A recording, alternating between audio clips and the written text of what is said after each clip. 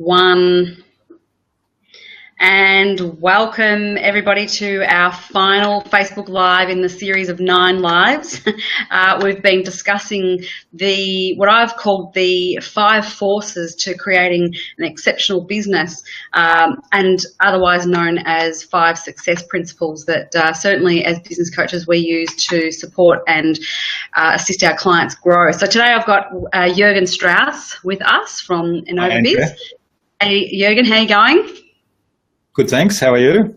Yeah, really well. Really well, thanks. I'm really excited about the opportunity to wrap up with you today from the 5 success principles and create an opportunity for people tuning in to really listen from a real life example from a client that you've worked with, how they've been able to utilize and leverage their business by implementing the 5 success principles. So in summary, what we're going to be going through is the 5 success principles. And just to recap before we go into it, we've got know your outcome, which is the first principle, take massive action, which is the second principle, have awareness of whether what you're doing is working or not, also known as sensory acuity. The fourth principle is to have behavioural flexibility, and that means being able to change track should the results that you're getting from taking massive action are working or are not working. And then the last principle is about having a physiology and a psychology of excellence, which really means leverage your mind and your body to get to where you want to go. So, Jürgen, I'm going to hand over to you and give you the opportunity to create the example for us or for our audience today to understand how this really does make a difference in business. So over to you, Jürgen. Okay, thanks, Andrea. So the example I thought of, and Andrea and I discussed this earlier in terms of having something concrete to highlight how these 5 success principles actually make a difference in a business. So we build websites and we help people with their digital marketing. And one of the things with websites is a lot of people put up websites and just kind of leave them there. And it's a little bit like a what do you call it? A vanity thing. So it looks nice, but it's does it look good? Nice. Does it look good? Yeah, but it's not actually doing anything. And we like to have websites do something because a website is a really powerful business tool. And so knowing your outcome is the place we start with that. So what do you want the website to do? So, if you look at eBay, for example, that clearly has an outcome, a desired outcome. They want to help people sell stuff and buy stuff online. So, you might want to sell stuff on your website. You might want to build a list of leads from your website so that ultimately those leads become clients. And at the end of the day, every website really is a business tool that helps you grow your business. So then breaking that down, that outcome into, well, what's the specific purpose? So the example I have is a person that runs in-person workshops, just started up the business, and the outcome that they wanted from this website, which was a new website, he hadn't had a presence until we started working with him, was to fill those workshops. So up till that point, there was a lot of word of mouth marketing going on. There was a little bit going through the event system they were using, and they were getting pretty good results from, interest in the workshops and people there, but really he wanted to leverage that and fill those workshops. Yeah. So that was the very clear outcome, and that made it very clear as to how do we then build the website. So the second thing then is take massive action. So obviously we needed to get together with him, and he did a lot of videos, which was really good there because that gave the audience that he was pitching at the opportunity to see him in action, him presenting, and they got to know, what can they expect at the workshop. So he took massive action. We obviously took action to build the website, put together all the content, showcase the outcomes of his training because it's a very visual product. So showcase that as well. So taking massive action. Then the sensory acuity step, or the knowing what's happening, knowing what the results are. A lot of that comes back in website terms to measuring, having measuring systems in place, and then observing, and then interpreting what you're observing and what you're measuring. So making that interpretation and knowing who your audience is and knowing a lot about what they're expecting and what they're actually doing on the website and in the associated areas. And then, of course, the behavioural flexibility, so analysing all that information and adapting your system. So, for example, one of the things we found when we were going through this process with our client was that, I just want to turn that off, was that a lot of his leads were actually coming through Eventbrite, which was the system he was using to book his events. And whilst we wanted to actually set up an online booking service as part of the website, we realised that that would shut down a lot of the leads. So we changed our approach there and went and kept the Eventbrite system running and just integrated that in our system. So really having the flexibility to change direction, even though you might have a plan, change direction if you know something is not working as well as you had intended, or if there's a better approach than what you had originally planned. And then, of course, the final one, the psychology and physiology of excellence. So the example with our customer was he was doing these videos regularly. He started building a Facebook community of followers, and within a short space of time, through regular posting of information to that Facebook community, really helping them and serving them in a very useful way, providing exceptionally useful information. He built that community to over 200 people. And I remember having a conversation with him about the next step of our process, which was, putting some of this training material online. And he said, well, I don't have a list of people yet. I haven't built up this list. I need to build a list first. I can't do this yet. And I said, hang on, you've got a Facebook group of 200 people. They're interested in what you're doing. You've built that up through, this essentially psychology and physiology of excellence, because it's about repeating, not just taking the massive action, but really being consistent about it and delivering exceptional quality to the audience that you have. So he's done all that. So he's got, a captive audience already. So that's kind of the process that you can use, how you can use the 5 success principles in a concrete business sense. Yeah, absolutely. And I think physiology and the psychology of excellence, having talked to Joe about it on Friday, is really an amazing tool of just being able to show up. A lot of people find it quite difficult and show up in ways that really doesn't serve what they're trying to achieve and the outcome. So it sounds to me like your client certainly did that, and did that relatively quickly to get those sorts of results, to build a Facebook community that quickly. It's brilliant. It's a brilliant outcome. That's right, and there's still challenges obviously in his business, and there's still hurdles that he needs to overcome. But the journey so far has been really, really exciting. Yeah. So Jürgen, I'm going to put you on the spot just for a minute, because what I'd love to know is the contrast of this is when.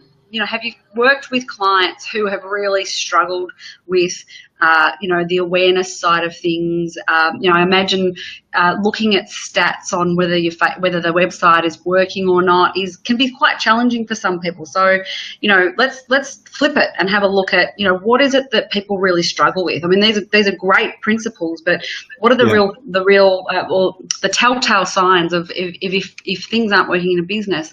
Where is it that your clients fall down in these 5 success principles? Well, I think the big one, there's a couple of big ones for me, where a lot of people fall down in their websites. And it really comes back to knowing your outcome, the principle number one.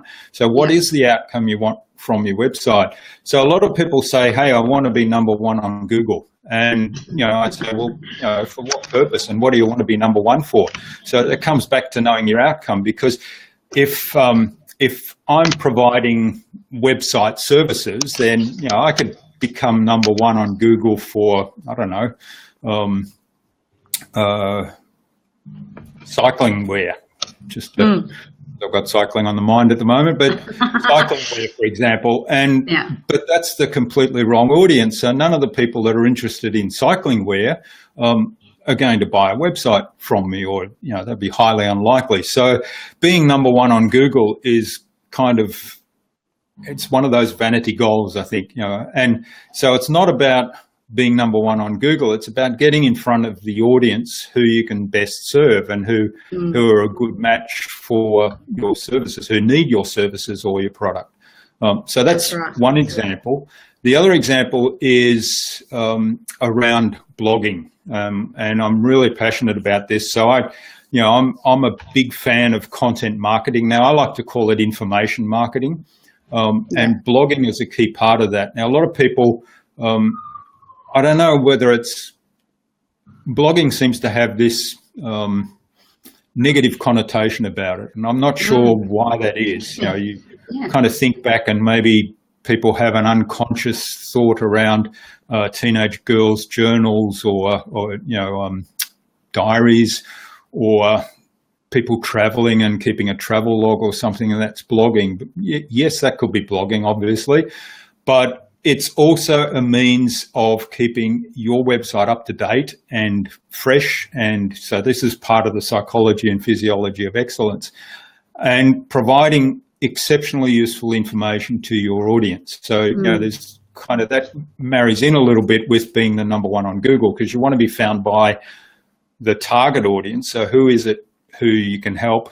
Who is it that's an ideal client for you that needs your services or your product? And then how can you serve them a lot of really useful information that will help them and will then, start to build a relationship? Because working online is really no different to in the offline world, or the real life world, if you like. Yeah, definitely. People are not going to do business with you or buy from you until they've built some level of relationship and trust. And so that's what you've got to do online as well. Yeah. And that goes back to knowing your outcome. If you're going to sell online, what you've just said is you've got to build trust and have, that creates an opportunity for people to buy from you. If you've got trust with the buyer, then they'll buy it. Exactly. It's pretty simple recipe, really, isn't it? It is a simple recipe, but people kind of think that because it's now on the computer and online, it's different. It's kind of like, we're in different locations right now, and we're talking to one another through microphone and camera, but it's still, it's still a conversation. Yeah, it is. It is.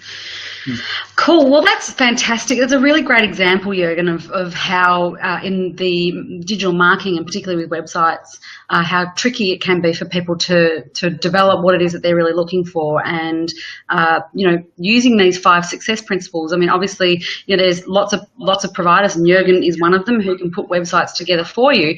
But if you have a website and you're wanting to do a quick review on it, you can use these steps to review how is your website working for you right now, and just work through each of the steps.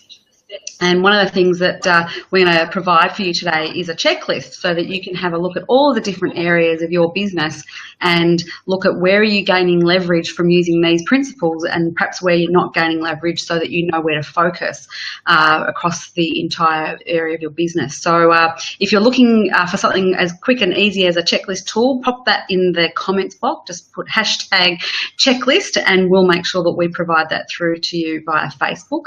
And we are travelling over to Thailand, where we're going to be utilising these principles to create our business plans for the next 12 months. So, Jürgen, tell us a little bit about how you might be using these principles to create your next 12 months.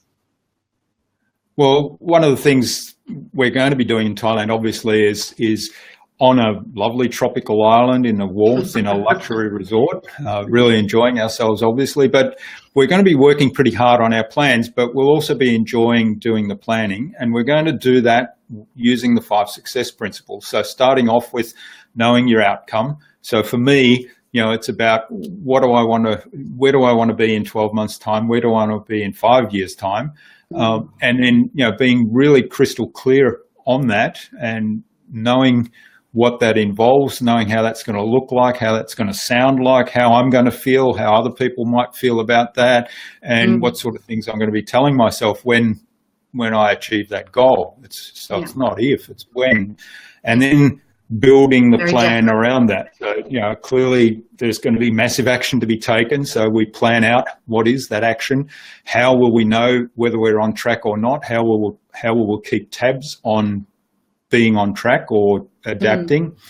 And then, of course, the mindset around having the behavioural flexibility and having the physiology and psychology of excellence, which is some of that comes back to saying when I achieve that goal, not if, and putting together the steps to get there.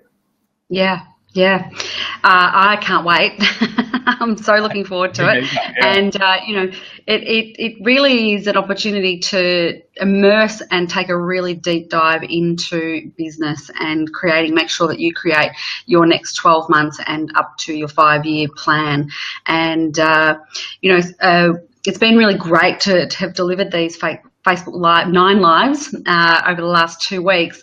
And what we've found, we've had some feedback which has been fantastic, that for some people they're feeling really fantastic and they've really taken on each tip and really considered for themselves how that's working for them in their business.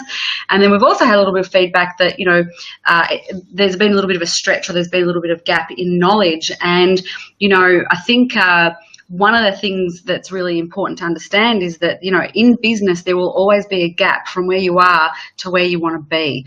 And that's exactly why we've done this series, is because we know from the clients that we work with that they set these targets for themselves, but sometimes there's a bit of a gap from where they are now to where they want to be. And that's what we are going to be providing in Thailand, is how to close that gap and being really specific and clear and making it as tangible as it possibly can be so that the result is being achieved. So we're going on the 25th of May. We'll be there for 5 days and it's going to be a great opportunity, isn't it, Jürgen? Yeah, I'm really looking forward to it. And I think, it's important to note that we're the 5 business coaches who are, you've met them all throughout this Facebook 9 Live series who are going to be working with you. We're all going to be working on our plans as well. And everybody will be in the same boat working together. And then as we go forward after Thailand, there'll be this community of people that will hold one another accountable and help one another where they can, because it is going to be challenging at times. There will be times where we need that physiology and psychology of excellence because things will get a little tough perhaps. So having that community to support you will be awesome. And one of the things, of course, you mentioned that some people found some of this information perhaps a little challenging or so. And I think that anytime I'm a little bit challenged or confused or something, I'm saying, yes, I'm learning. Absolutely. Yeah. It is. It really is. It really is an opportunity. Confusion is what happens just before the breakthrough. So, it's a great reminder, Jürgen, of how it is for you. So thanks for sharing that. So I think we'll wrap it up there. We've had a bit of a longer session today, but I think it was really worthwhile in reviewing these 5 success principles, and we've put the link up on the page. So if you have interest in coming along to Thailand, please drop us a line. We'd love to talk with you more. I think we've still got 2 places left. So, get your questions answered. If you're sitting on the fence, get off, because the fence is an uncomfortable place. It's uncomfortable, yeah. And, we'd really encourage you to get in contact and have your questions be answered. Also, just a reminder, if you'd like that 5 success principles checklist, pop that into the comments box and we'll get them out to you immediately.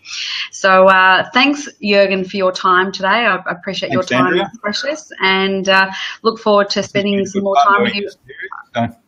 Yeah, it is. It's good fun. I've really enjoyed it. So, yeah. So we'll definitely be doing more in the lead up to Thailand as well, with the community of people that are coming along, so that we can get everyone prepared, and so that they're actually ready on day one. We're going to be diving in straight away. But take care, everyone. Thanks for joining us today, and we'll speak with you soon. Bye.